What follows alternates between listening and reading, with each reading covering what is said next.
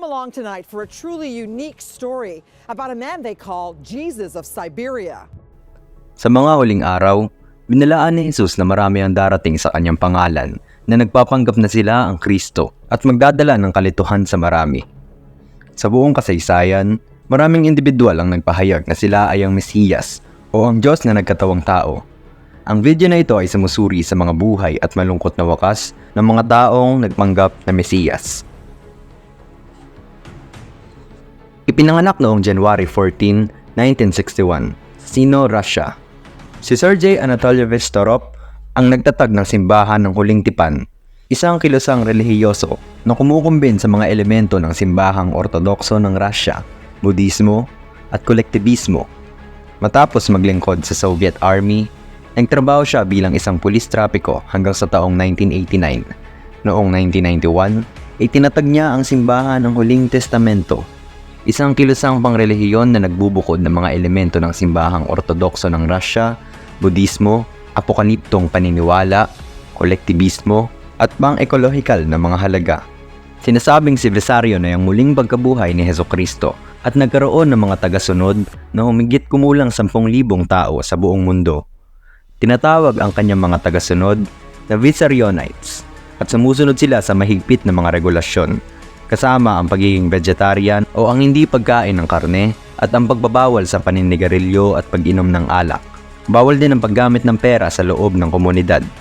Ang pangunahing layunin ng simbahan ng Huling Testamento ay ang pagkaisahin ng lahat ng mga relihiyon sa mundo at matatagpuan ang kanilang sentral na simbahan sa Siberian Tiga sa rehiyon ng Khirnyar.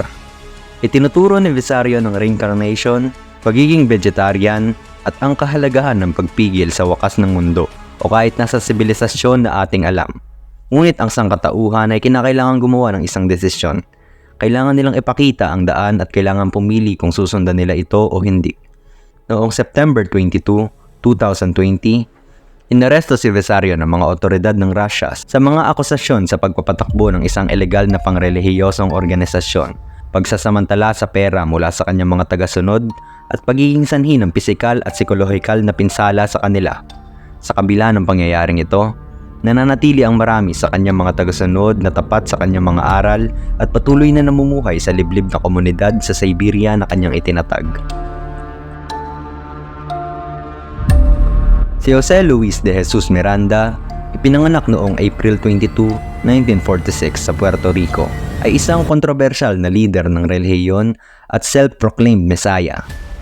Itinatag niya ang Growing in Grace International Ministry na may pangunahing sangay sa Miami, Florida at nagpapahayag na siya ay si Hesukristo na muling nabuhay at ang Antikristo. Ako ang ikalawang pagpaparito ni Kristo, ang Mesiyas na kanilang hinihintay. Ito ay ayon kay Miranda na tinutukoy ang kanyang sarili bilang ang lalaking si Hesukristo, Diyos at Daddy.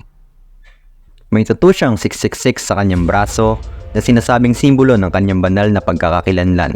Itinuro niya na ang kasalanan at ang demonyo ay naibagsak na at ang kanyang mga tagasunod ay malayang tamasahin ng buhay ng walang moral na mga hadlang. Tinutulan ni Miranda ang tradisyonal na kristyanong paniniwala kay Jesus ng Nazaret at sa halip ay itinaguyod ang ideya na ang mga turo ni Apostol Pablo ang tunay na ebanghelyo. Sinabi niya na ang terminong Antikristo ay tumutukoy sa kanyang misyon na alisin ang tradisyonal na Kristyanismo at palitan ito ng kanyang sariling doktrina.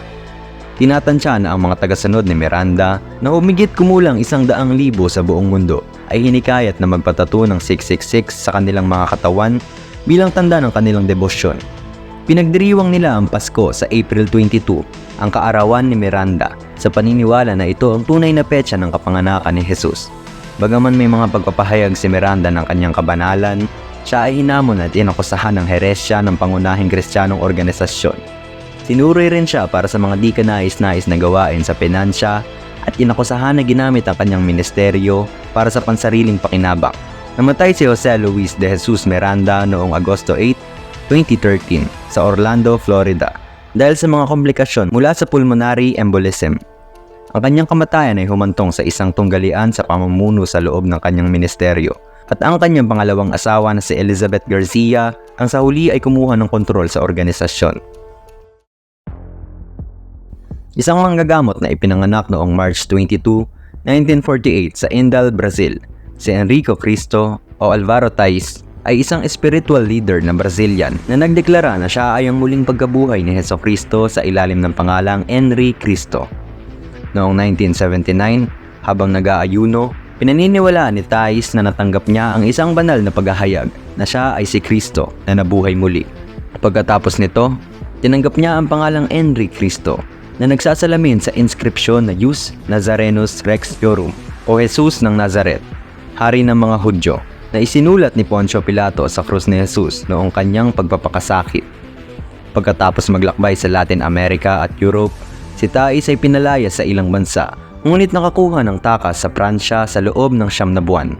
Sa pagbabalik niya sa Brazil, kinaharap niya ang mga hamong legal dahil sa pagsisinungaling sa mga dokumento, ngunit sa huli, nakamit niya ang karapatan na gamitin ang pangalang Henry Cristo kasama ang kanyang pangalan sa kapanganakan. Mayroon siyang kahiligang teknolohiya at nagbabago ng mga pahayag sa Biblia sa ilaw ng mga modernong imbento. Naniniwala siya na ang pagbabalik ni Jesus na nakapalibot sa mga ulap ayon sa Apokalipsis ay nagpapahintulot sa kanya na maglakbay sa buong mundo sa pamamagitan ng eroplano, at ang sumusunod na bahagi ng berso na nagsasaad na makikita ng lahat ng Mesiyas ay naguutos sa kanya na ikalat ang kanyang mensahe sa pamamagitan ng telebisyon at internet. Madalas magpahayag si Tais sa mga plataforma tulad ng YouTube at Facebook Live, kung saan mayroon siya ng higit sa 330,000 na tagasunod. Naninirahan siya kasama ang 12 niyang alagad, 3 lalaki at 9 na babae, sa kanyang New Jerusalem compound malapit sa Brasilia, Brazil. Ang kanyang mga alagad ang nag-e-edit ng kanyang mga video at nagpapanatili ng kanyang online na presensya. Sa kabila ng mga kontrobersyal na pahayag, nakakamit ni Tais sa malaking pangunahing sumusunod sa Brazil at sa iba pa. Si Mitsuo Matayoshi, ipinanganak noong Pebrero 5, 1944 sa Okinawa, Japan, ay isang aktivistang politikal at nagpapahayag sa sarili bilang Mesiyas. Matapos ang mga taon ng masusing pag-aaral sa Kristyanismo, naniniwala si Matayoshi na siya ang pangalawang pagbabalik ni Jesucristo at ang iisang tunay na Diyos. Simula noon, tinawag niya ang kanyang sarili bilang ang tanging Diyos. Mitsuo Matayoshi Jesucristo. Binuo ni Matayoshi ang isang natatanging doktrina na nagtataglay ng relihiyon at politika. Noong 1997, ay tinatag niya ang World Economic Community Party na naglalayong itatag ang isang pandaigdigang teokrasya kung saan si Matayoshi ang ulo at mamumuno dito. Ayon sa kanyang plano, una siyang magiging punong ministro ng Japan. Pagkatapos ay magre-reforma ng lipunang Hapones at sa huli, itatalaga bilang kalihim pangkalahatan ng United Nations na magbibigay sa kanya ng otoridad sa buong mundo bilang pinuno nito. Inaasam ni Matayoshi na baguhin ang pandaigdigang sistemang pang-ekonomiya upang itaguyod ang pang-ekonomikang kasarasan ng bawat bansa, lalo na sa pamamagitan ng agrikultura. Tumakbo siya para sa iba't ibang opisyal na posisyon sa politika sa Japan, ngunit hindi siya nagtagumpay na manalo.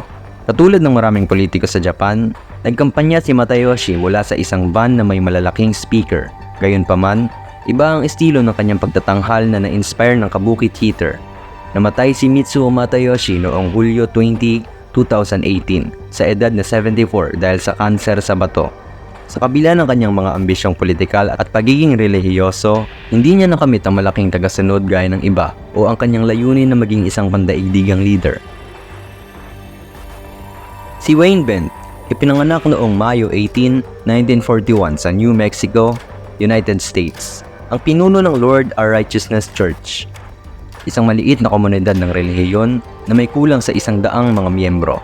Noong Hunyo 2000, sa edad na 59, sinabi ni Bent na mayroon siyang espiritual na karanasan kung saan ipinakita sa kanya ng Diyos na siya ang Mesiyas.